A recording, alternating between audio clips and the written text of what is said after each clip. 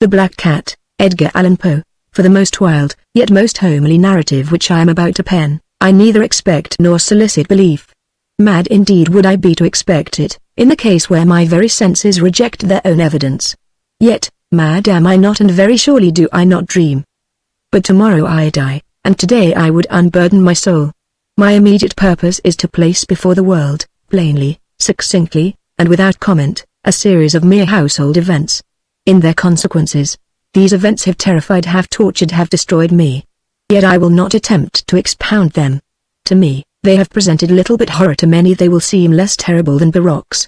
Hereafter, perhaps, some intellect may be found which will reduce my phantasm to the commonplace, some intellect more calm, more logical, and far less excitable than my own, which will perceive, in the circumstances I detail with awe, nothing more than an ordinary succession of very natural causes and effects. From my infancy I was noted for the docility and humanity of my disposition. My tenderness of heart was even so conspicuous as to make me the jest of my companions. I was especially fond of animals, and was indulged by my parents with a great variety of pets. With these I spent most of my time, and never was so happy as when feeding and caressing them. This peculiarity of character grew with my growth, and, in my manhood, I derived from it one of my principal sources of pleasure. To those who have cherished an affection for a faithful and sagacious dog, I need hardly be at the trouble of explaining the nature or the intensity of the gratification thus derivable. There is something in the unselfish and self-sacrificing love of a brute, which goes directly to the heart of him who has had frequent occasion to test the paltry friendship and gossamer fidelity of mere man. I married early, and was happy to find in my wife a disposition not uncongenial with my own. Observing my partiality for domestic pets, she lost no opportunity of procuring those of the most agreeable kind. We had birds, goldfish, a fine dog, rabbits, a small monkey, and a cat. This latter was a remarkably large and beautiful animal, entirely black, and sagacious to an astonishing degree. In speaking of his intelligence, my wife, who at heart was not a little tinctured with superstition, made frequent allusion to the ancient popular notion, which regarded all black cats as witches in disguise. Not that she was ever serious upon this point, and I mention the matter at all for no better reason than that it happens, just now, to be remembered. Pluto, this was the cat's name, was my favorite pet and playmate. I alone fed him, and he attended me wherever I went about the house. It was even with difficulty that I could prevent him from following me through the streets. Our friendship lasted, in this manner, for several years, during which my general temperament and character, through the instrumentality of the fiend intemperance, had, I blush to confess it, experienced a radical alteration for the worse. I grew, day by day, more moody, more irritable, more regardless of the feelings of others. I suffered myself to use intemperate languages to my wife. At length, I even offered her personal violence. My pets, of course, were made to feel the change in my disposition. I not only neglected, but ill-used them. For Pluto, however, I still retained sufficient regard to restrain me from maltreating him, as I made no scruple of maltreating the rabbits, the monkey, or even the dog, when by accident, or through affection, they came in my way. But my disease grew upon me, for what disease is like alcohol? And at length even Pluto, who was now becoming old, and consequently somewhat peevish, even Pluto began to experience the effects of my ill temper. One night, returning home, much intoxicated, from one of my haunts about town, I fancied that the cat avoided my presence. I seized him, when, in his fright at my violence, he inflicted a slight wound upon my hand with his teeth. The fury of a demon instantly possessed me. I knew myself no longer. My original soul seemed, at once, to take its flight from my body, and a more than fiendish malevolence, gin-nurtured, thrilled every fibre of my frame. I took from my waistcoat pocket a penknife, opened it, grasped the poor beast by the throat, and deliberately cut one of its eyes from the socket. I blush, I burn, I shudder, while I pen the damnable atrocity. When reason returned with the morning, when I had slept off the fumes of the night's debauch, I experienced a sentiment half of horror, half of remorse, for the crime of which I had been guilty, but it was, at best, a feeble and equivocal feeling, and the soul remained untouched. I again plunged into excess, and soon drowned in wine all memory of the deed. In the meantime the cat slowly recovered. The socket of the lost eye presented, it is true, a frightful appearance, but he no longer appeared to suffer any pain. He went about the house as usual, but, as might be expected, fled in extreme terror at my approach. I had so much of my old heart left, as to be at first grieved by this evident dislike on the part of a creature which had once so loved me. But this feeling soon gave place to irritation. And then came, as if to my final and irrevocable overthrow, the spirit of perverseness. Of this spirit philosophy takes no account. Yet I am not more sure that my soul lives, than I am that perverseness is one of the primitive impulses of the human heart, one of the indivisible primary faculties, or sentiments, which give direction to the character of man. Who has not, 100 times, found himself committing a vile or a silly action, for no other reason than because he knows he should not? Have we not a perpetual inclination, in the teeth of our best judgment, to violate that which is law, merely because we understand it to be such? This spirit of perverseness, I say, came to my final overthrow.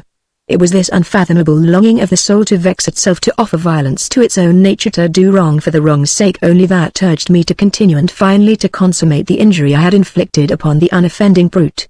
One morning, in cool blood, I slipped a noose about its neck and hung it to the limb of a tree, hung it with the tears streaming from my eyes, and with the bitterest remorse at my heart hung it because I knew that it had loved me, and because I felt it had given me no reason of offense, hung it because I knew that in so doing I was committing a sin, a deadly sin that would so jeopardize my immortal soul as to place it, if such a thing were possible, even beyond the reach of the infinite mercy of the most merciful and most terrible God. On the night of the day on which this cruel deed was done, I was aroused from sleep by the cry of fire. The curtains of my bed were in flames. The whole house was blazing. It was with great difficulty that my wife, a servant, and myself, made our escape from the conflagration. The destruction was complete. My entire worldly wealth was swallowed up, and I resigned myself henceforward to despair. I am above the weakness of seeking to establish a sequence of cause and effect between the disaster and the atrocity. But I am detailing a chain of facts, and wish not to leave even a possible link imperfect. On the day succeeding the fire, I visited the ruins. The walls, with one exception, had fallen in. This exception was found in a compartment wall, not very thick, which stood about the middle of the house, and against which had rested the head of my bed. The plastering had here, in great measure, resisted the action of the fire, a fact which I attributed to its having been recently spread. About this wall a dense crowd were collected, and many persons seemed to be examining a particular portion of it with every minute and eager attention.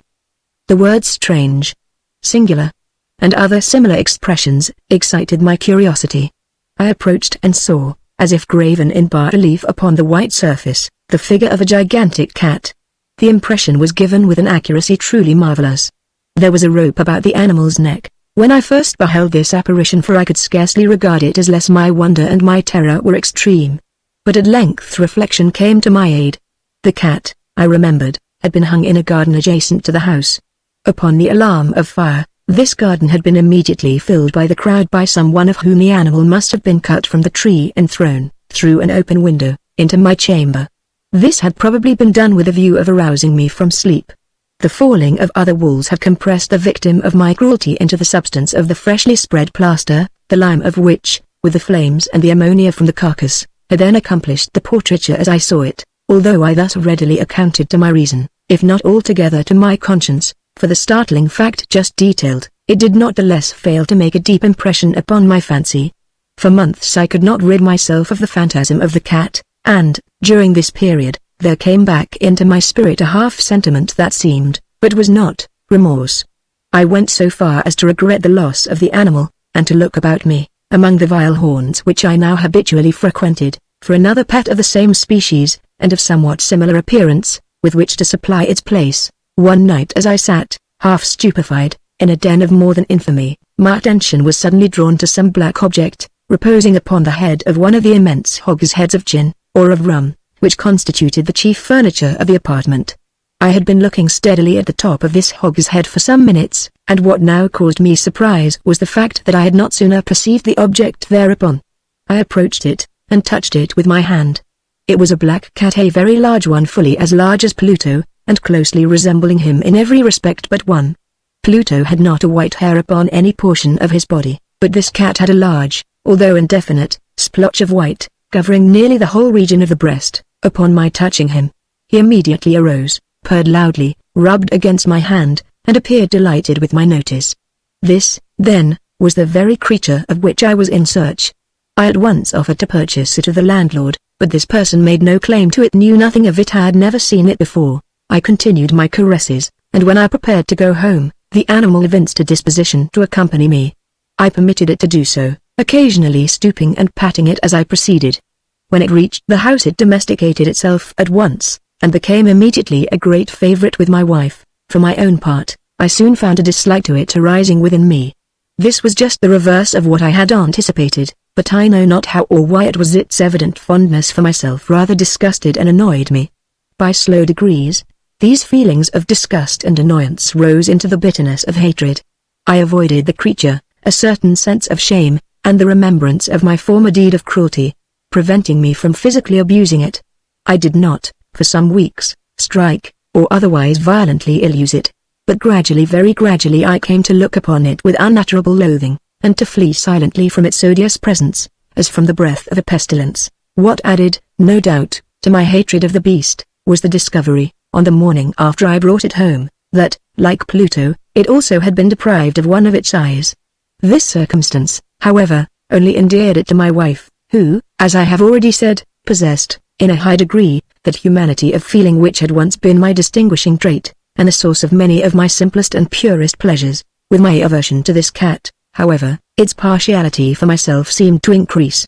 It followed my footsteps with a pertinacity which it would be difficult to make the reader comprehend. Whenever I sat, it would crouch beneath my chair, or spring upon my knees, covering me with its loathsome caresses.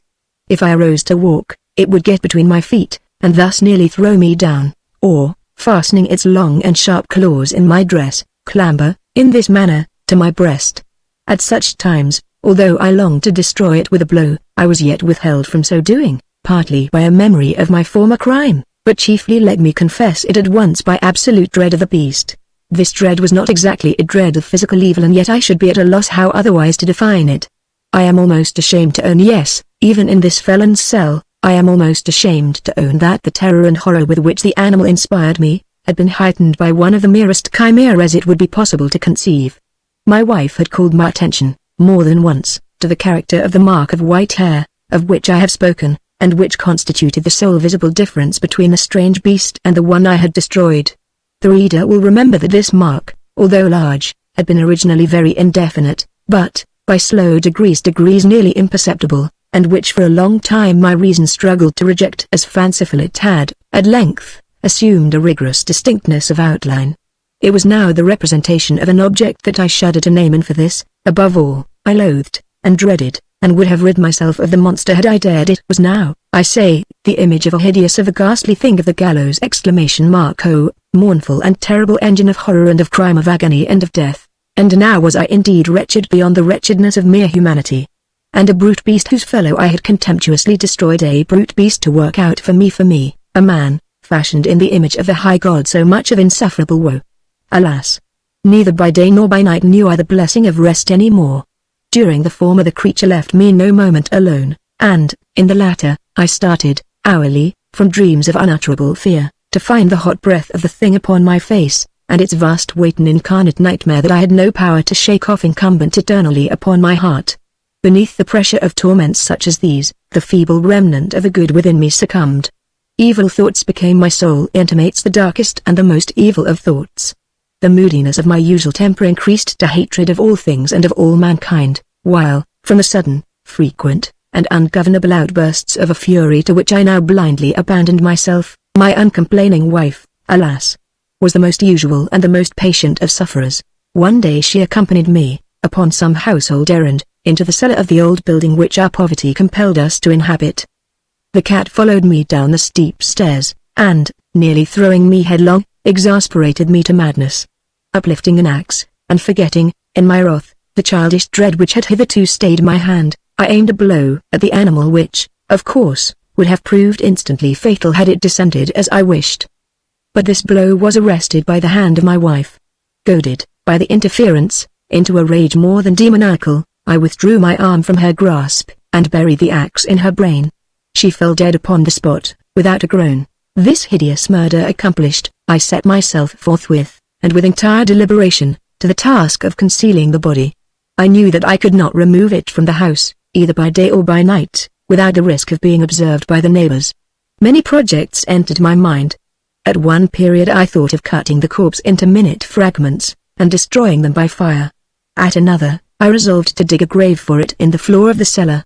Again, I deliberated about casting it in the well in the yard, about packing it in a box, as if merchandise, with the usual arrangements, and so getting a porter to take it from the house. Finally I hit upon what I considered a far better expedient than either of these. I determined to wall it up in the cellar as the monks of the Middle Ages recorded to have walled up their victims. For a purpose such as this the cellar was well adapted. Its walls were loosely constructed, and had lately been plastered throughout with a rough plaster, which the dampness of the atmosphere had prevented from hardening. Moreover, in one of the walls was a projection, caused by a false chimney, or fireplace, that had been filled up, and made to resemble the rest of the cellar. I made no doubt that I could readily displace the bricks at this point, insert the corpse, and wall the whole up as before, so that no eye could detect anything suspicious, and in this calculation I was not deceived. By means of a crowbar I easily dislodged the bricks, and, having carefully deposited the body against the inner wall, I propped it in that position, while, with little trouble, I relaid the whole structure as it originally stood. Having procured mortar, sand, and hair, with every possible precaution, I prepared a plaster which could not be distinguished from the old, and with this I very carefully went over the new brickwork. When I had finished, I felt satisfied that all was right. The wall did not present the slightest appearance of having been disturbed. The rubbish on the floor was picked up with the minutest care. I looked around triumphantly, and said to myself, here at least, then, my labor has not been in vain. My next step was to look for the beast which had been the cause of so much wretchedness, for I had, at length, firmly resolved to put it to death. Had I been able to meet with it, at the moment, there could have been no doubt of its fate, but it appeared that the crafty animal had been alarmed at the violence of my previous anger, and forbore to present itself in my present mood. It is impossible to describe, or to imagine, the blissful sense of relief which the absence of the detested creature occasioned in my bosom. It did not make its appearance during the night, and thus, for one night at least, since its introduction into the house, I soundly and tranquilly slept. I slept even with the burden of murder upon my soul. The second and the third day passed, and still my tormentor came not. Once again I breathed as a free man. The monster, in terror, had fled the premises forever. I should behold it no more. My happiness was supreme. The guilt of my dark deed disturbed me but little. Some few inquiries has been made, but these had been readily answered. Even a search had been instituted, but of course nothing was to be discovered. I looked upon my future felicity as secured. Upon the fourth day of the assassination, a party of the police came, very unexpectedly, into the house, and proceeded again to make rigorous investigation of the premises. Secure, however, in an inscrutability of my place of concealment, I felt no embarrassment whatever. The officers bade me accompany them in their search. They left no nook or corner unexplored. At length, for the third or fourth time, they descended into the cellar. I quivered not in a muscle. My heart beat calmly as that of one who slumbers in innocence. I walked the cellar from end to end. I folded my arms upon my bosom, and roamed easily to and fro. The police were thoroughly satisfied, and prepared to depart. The glee at my heart was too strong to be restrained. I burned to say if but one word, by way of triumph, and to render doubly sure their assurance of my guiltlessness. Gentlemen, I said at last, as the party ascended the steps, I delight to have allayed your suspicions. I wish you all health, and a little more courtesy. By the by, gentlemen, this is a very well-constructed house. In the rabid desire to say something easily, I scarcely knew what I uttered at all. I may say an excellently well-constructed house. These walls are you going, gentlemen? These walls are solidly put together, and here, through the mere frenzy of bravado, I rapped heavily, with a cane which I held in my hand, upon that very portion of the brickwork behind which stood the corpse of the wife of my bosom. But may God shield and deliver me from the fangs of the arch-fiend. No sooner had the reverberation of my blows sunk into silence, than I was answered by a voice from within the tomb! By a cry, at first muffled and broken, like the sobbing of a child, and then quickly swelling into one long, loud, and continuous scream, utterly anomalous and inhuman, a wailing shriek, half of horror and half of triumph, such as might have arisen only out of hell, conjointly from the throats of the damned in their agony and of the demons that exult in the damnation. Of my own thoughts it is folly to speak. Swooning, I staggered to the opposite wall. For one instant the party upon the stairs remained motionless, through extremity of terror and of awe. In the next, a dozen stout arms were toiling at the wall. It fell bodily. The corpse, already greatly decayed and clotted with gore, stood erect before the eyes of the spectators. Upon its head, with red extended mouth and solitary eye of fire, sat the hideous beast whose craft had seduced me into murder, and whose informing voice had consigned me to the hangman. I had walled the monster up within a tomb,